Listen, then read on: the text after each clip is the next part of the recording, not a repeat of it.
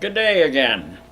From Elysian Glengarry County, I'm Fred Cappuccino, and today's story is from that astonishing and astounding book, Bonnie and Her 21 Children.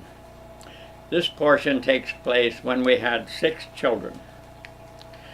When our 5th child, Annie Laurie, was 3, she became quite articulate. One day she said to Bonnie, "Mommy, you have a big fanny. By golly, you have a big fanny." Now that is not at all true, but from the height of a 3-year-old, maybe. She was also learning about doorknobs. She went around opening and closing doors all over the house. One day when I was out, Bonnie was startled to discover a complete stranger in the living room. How long he had been sitting there, she didn't know. Apparently, sometime earlier, Annie Laurie had heard him rapping at the door and assumed he wanted a sandwich. So she opened the door and invited him to come in, go sit in there. She was so busy with other important matters that she neglected to mention his presence to Bonnie, who discovered him sometime later and fed him. During the 1959 steel strike, an average of 15 homeless men a week were coming to our door for a meal. The strikers were competing with the homeless men for the lower-paying casual jobs. A very few of these homeless men were alcoholics. Many were despondent, having reached the bottom. One Irishman who said he never drank also said he couldn't find work. Nobody wants to hire you when you're 59 years old. Some men never said a word from the time they introduced themselves with, "Can I get a bite to eat?" Bonnie usually had a big pot of food for these situations.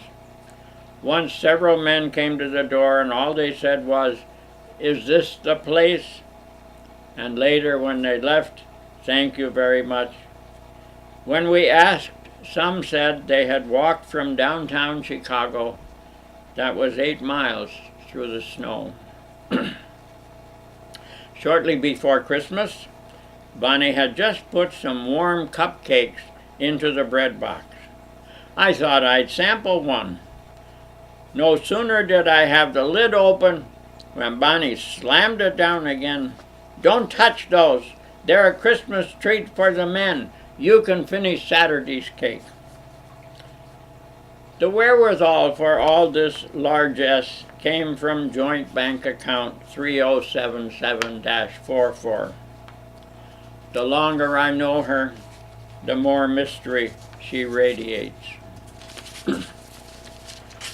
And now I'm going to let you in on a secret. The red ribbon secret. This is my phone. Sometimes I misplace it, but I always find it because I see the red ribbon. This is the doodad that puts on our alarm. I will demonstrate. Did you hear that? And then that turns it off. And this is so small, it got lost several times temporarily because I had the red ribbon. Now this is a stick that can have hundreds of hours of information from your computer. It can have lots and lots of stuff, but it's so small it gets lost very easily. A red ribbon can save you thousands of hours, perhaps thousands of dollars.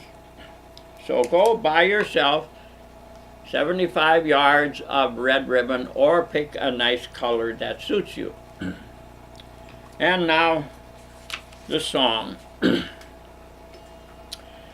We sang this in grade school, and the soprano and alto parts go together beautifully, but I have only one voice, unfortunately.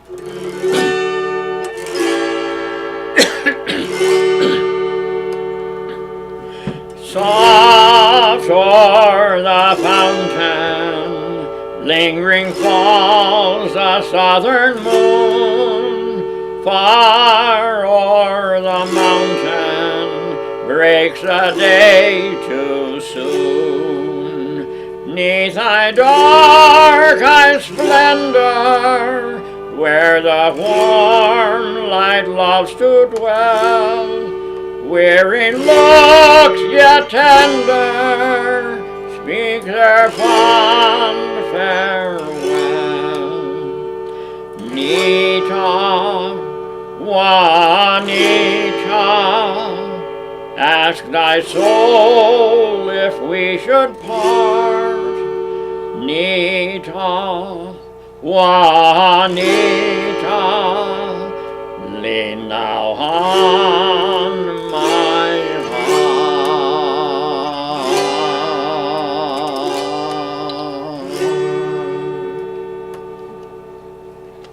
See you next time.